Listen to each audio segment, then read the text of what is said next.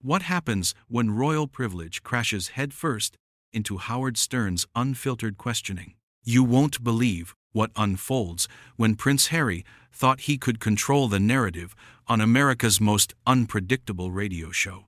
Last night's episode delivered the most explosive confrontation we've ever witnessed.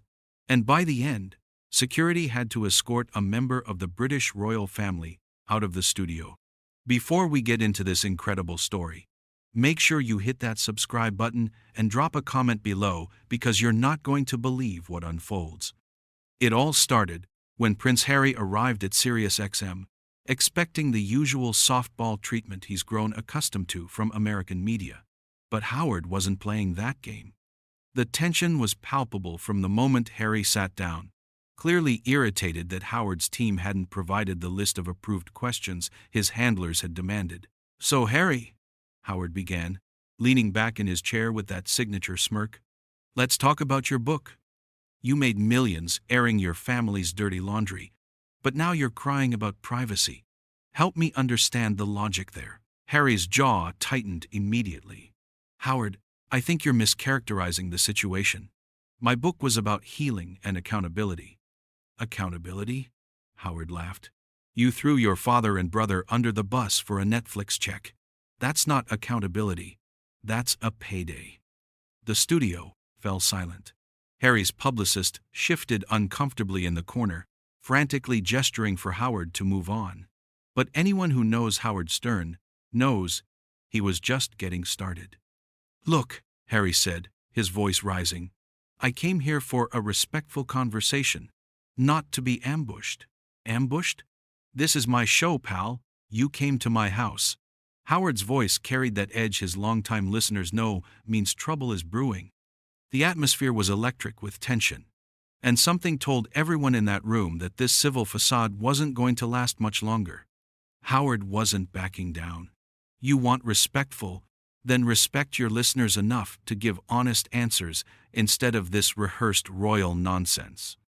You made 100 million trashing your family, then act shocked when people ask tough questions." Harry's face flushed red. "That's completely unfair and you know it. I've been nothing but transparent about my struggles." "Transparent?" Howard's voice rose.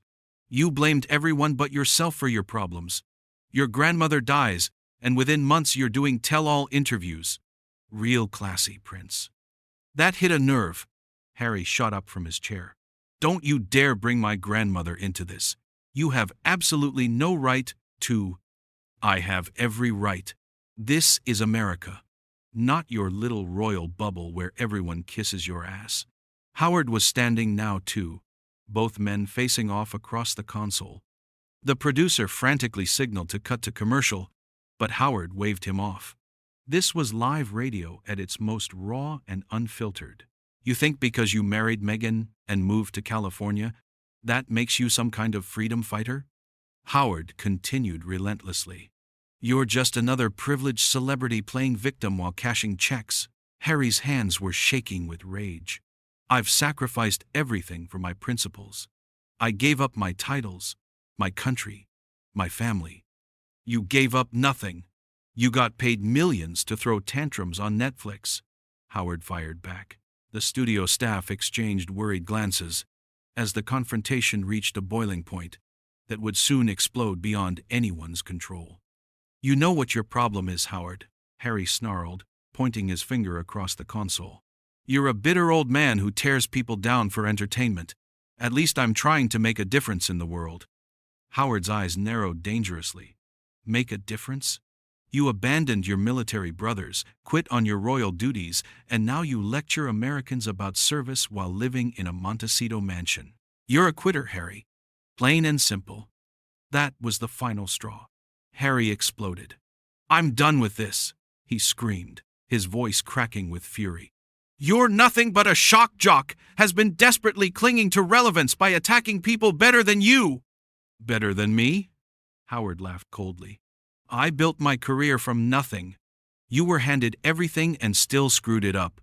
Harry grabbed his microphone headset and hurled it across the room, where it crashed against the studio wall with a loud bang. The entire crew jumped as sparks flew from the damaged equipment. "This interview is over," Harry shouted, storming toward the door.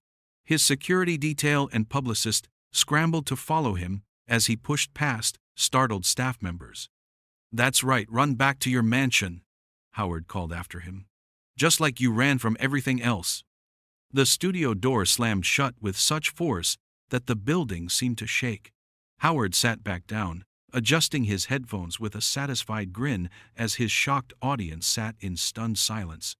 "Well, folks," Howard said calmly into his microphone, "I guess that's what happens when you invite a quitter to a real conversation.